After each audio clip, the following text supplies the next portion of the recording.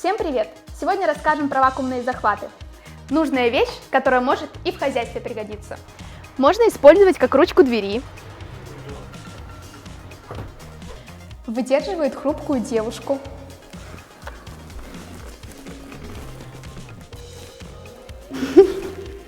Поможет в ремонте.